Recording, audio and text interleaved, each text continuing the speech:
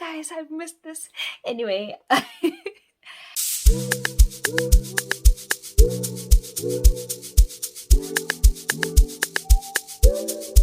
Hi guys, welcome back to my channel. It's your girl Niso, back at it again with another video. And guys, I know it's been a minute, but welcome back to the channel. I'm back, and for those of you who are new here, I just want to say welcome back. This is a family. We call ourselves a family here, and you can join that family by clicking the little subscribe button and then liking the video, whichever is on whichever side. And I have a lot of explaining to do, but like, yeah, as you can see from the title, I kind of quit social media, but it was only for it was on purpose, and it was for a specific amount of time. I quit social media for a month, and I just want to explain why I did that, and how it actually affected me, and what are the pros and cons of it. So yeah, it's a bit clickbaity, I know, but stay along, and I think you're gonna learn a lot from what we'll be discussing here today. Anyway, so guys, before we go on with this video, I just want to quick disclaimer the glasses. I know it's kind of disturbing seeing the ring lights. I'm seeing the ring lights and it's like kind of making me go crazy, but like I've got bags under my eyes and I don't want y'all to like see that clearly. I want y'all to see it through the glasses, and I just want to, I feel like I look cool in these glasses. Okay, that's the real reason. Anyway, yeah, so the reason I went like I took some time off of social media is that basically sometime around January, late January, early Feb, I started feeling like unexplainably or inexplicably sad and negative. And it was right after I noticed, it was right after I actually wrote down my resolutions, and I wrote them down and I was done with them, because it took me a while to write down my resolutions. And then when I finally did, it was just like you know, for some reason, I don't want to call it imposter syndrome, clickbait to my other video that I'll put right there. But anyway, yeah, so I think that low-key got imposter syndrome from writing my thoughts down and my dreams down and what I wanted to achieve within a year. I mean, these thoughts started creeping in of like, do you actually think you can achieve this year? Do you actually think? I got into a mental rut. It was so weird, like, and I knew it wasn't me, like you know, I've been at a point in my life where I'm depressed, but this was like, there was no clear-cut thing that made me depressed. I wasn't depressed, I don't want to say I was depressed, but I was just like not understanding. It was just nipanyatna, and I was like, this is not me, and I'm not understanding what's going on. So the whole of February I was just like, bro, like, why am I started like cutting people off and stuff. Not cutting people off, but like keeping a distance, because I was just like skeptical of everything, and I was just like, ugh. And I had this like low-key anxiety, not anxiety, but like these anxious, doubtful feelings about everything. And when I started feeling these feelings, I told the people closest to me, and I was just like, yo, I'm going through something like this, like I don't understand. And I remember like they were just like, especially, okay, I want to talk about my brother. He was really helpful to me. My brother was, I think he was one of the first people I told, and he was like, bro, it happens sometimes, but I think you need to like just put your head on straight, just take some time, and like don't don't be too hard on yourself. That's what he told me. And I was just like, okay, but like I just wasn't there, you see. So I felt like, you know what.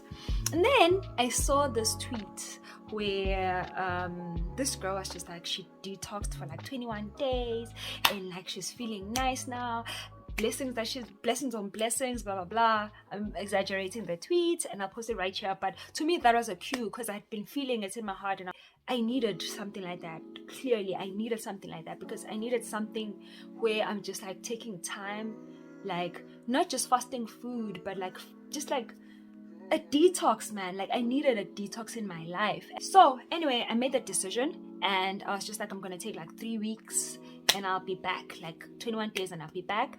But as soon as I started, it quickly changed to just take the month. The months. We had the months, okay? What? The months. What? We have the months. We had the months of March. Anyway, so I took the month and I was just like, this is how I did it. For me, okay? So what I did was, firstly, I wanted to like quickly chop off social media. The reason I went for social media was because, like, I don't know, like, one of the things that really gets to me is social media. And before I used to be like, people are sensitive, blah blah blah, you know, like, why are they so sensitive? It's just Twitter, it's just Facebook, it's just whatever, it's just Insta. And you know, come to think about it, like, waking up in the morning, the first thing I do was open Facebook. Facebook was the biggest. I was just like, how am I even, who even gets addicted to Facebook, guys? What am I, 90? Anyway, so I got rid of social media because it was just consuming too much of my time. And I noticed that a lot of the noise was coming from social media. You wake up in the morning, before you even have your own ideas, you've absorbed like 10 different people's opinions on different things, and already your mind is clouded. So I needed for that to go. I got a whole app blocker, guys. I'm not even playing about this. I got a whole app blocker. That's how I know that Facebook had been consuming my time. I'm addicted to Facebook. See my life. I don't know why Facebook is Mark Zuckerberg. I even got off WhatsApp, guys. Like, this one was actually hard because at work we use WhatsApp a lot. Like, it's a WhatsApp heavy workplace where they announce meetings on there, little changes at the clinic and whatever. So I actually went and told the people that I work with, I told my bosses and stuff that I'm off WhatsApp for a bit. They understood because most of the stuff can actually be said like IRL, so in real life. So yeah, that was hard. I actually like got off Twitter, off the only social media I had was for the sake of communication and like for nourishing purposes. So the only social media I was on was I created a burner WhatsApp where I literally only have 4 contacts on there. And then YouTube, I would use to watch like inspirational videos. I wasn't watching anything else, like nothing. Bo gossip, bo impressive channel, nothing.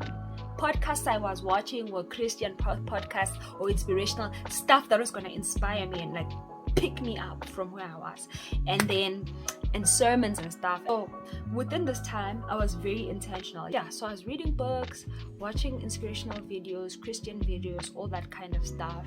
And I was intentional with the food I was eating. Even when like after the fast, the food I was eating, intentional. The clothing I was wearing, it's not like I was wearing like, I was just like having more time to like focus, not just slapping on anything I could wear that day. I'd just like take time and like pick, okay, this looks presentable and whatever. It's not like I was like a makoko now, guys. I wasn't a makoko. I was just like intentional, okay? Even the way I was carrying myself, like I make sure that like the stuff that I say to people, I don't just say like nonsense to people. I don't just speak out of turn. I was really trying, like I was really road rage. I was trying, like in my heart of hearts. I was like, poor innocent soul doesn't know how to drive. It's okay. It's a free country, you know, type of thing. So I was really intentional with my speech. Everything I was like making sure that I was like, you know, like intentional with everything. Not pure, not perfect, intentional. Like I'm not gonna say something off of the top of my head nje for the fun of it. I'm gonna think about what I said before I say it. I also did like a spiritual deep dive. I'm a Christian. In case you haven't noticed while watching this channel, I'm a Christian. So for me, I felt like the only place to run to is not away from God, but towards God, you know. So I took that time to actually each and every day, I kid you not, each and every day I was reading the Bible. So it really helped me, because even the music I listen to like would be like worship. I prefer worship music all the time. Like I'm a worshiper, so I preferred worship music, and it would like put me in that atmosphere, you know, in that mood for like, okay, I'll read the Bible in the car. That's what I would play. Like that's it. Sometimes I'd find myself even praying in the car. I was like, I thought the people who said they prayed in cars were lying, but anything is possible. So it happened to me. It can happen to you too. Yeah, so I went through the 30 days very successfully, and I just want to list the pros and the cons now. Pro number 1, my mental health improved drastically. Bro, in like 2 or 3 days I was fine. 2 or 3 days is even a stretch, bro. I don't even want to lie to you.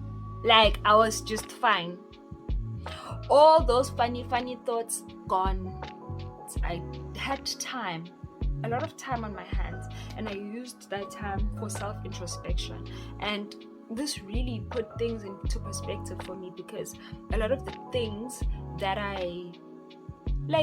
just a lot of the things I learned a lot of things about myself, and I learned a lot of things about the people around me. There's some people that I discovered I don't want to say I discovered these people, but there's some people that I actually appreciated them, and I feel like they were sent by God in my life in this time, because they'd come pass by my office. Others would just like call me randomly, and we'd talk, and like I was feeling, you know, man, they were saying meaningful things, and I was like, have you always been this interesting? Have you always been this like insightful type of thing? So it really gave me like, man, self-introspection. I know it's very interlinked with like improved relationships. So like me finding the real me then helped me to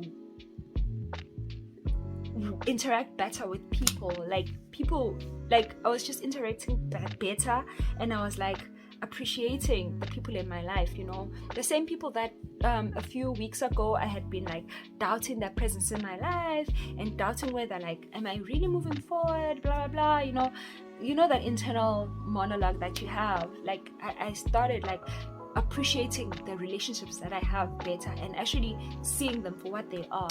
Also, I learned to prioritize, especially when it comes to like my time. So taking time off social media for me, especially the food, it's okay, I'm used to fasting, but the social media aspect of it all, like I was able to prioritize the things that matter. Yeah, so I wake up early in the morning and try to get ready for work or get ready for whatever, but always the one thing that will distract me is social media, and I'll get to work late. I'll wake up at 5 and get to work late. Tell me how I can't get ready within like 3 hours. How?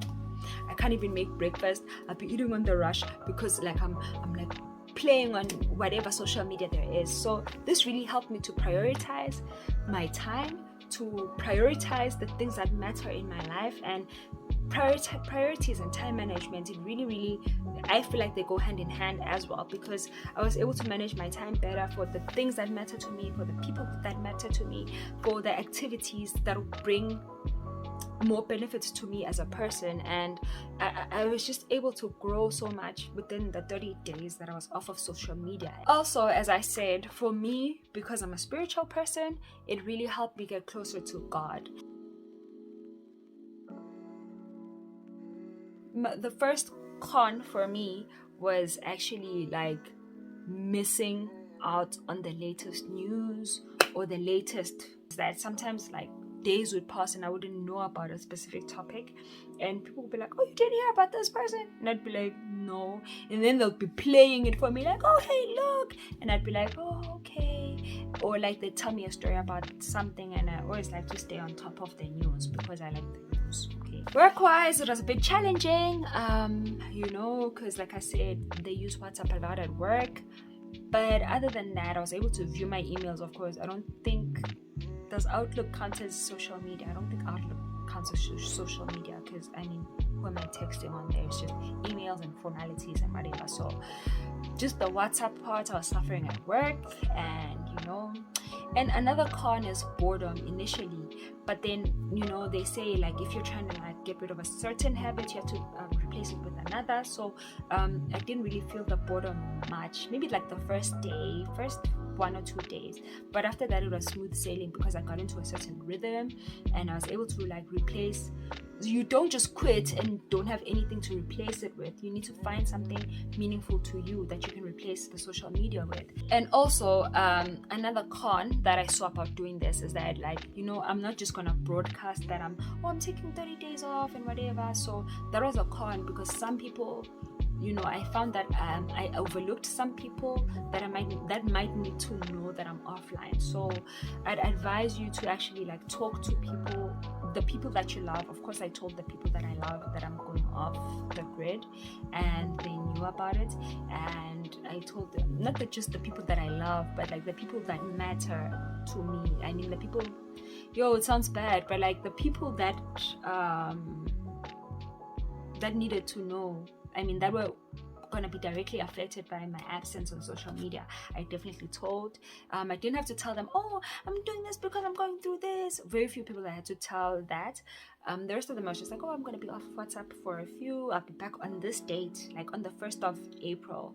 I'll be back. So a lot of them like really understood, because like they can't really dictate. Like it's so simple. Like it was scary to me how simple it is to just go off the grid, and no one can like hold you liable. Like literally, if people know that you're not going to be on WhatsApp, they're going to call. There are alternatives.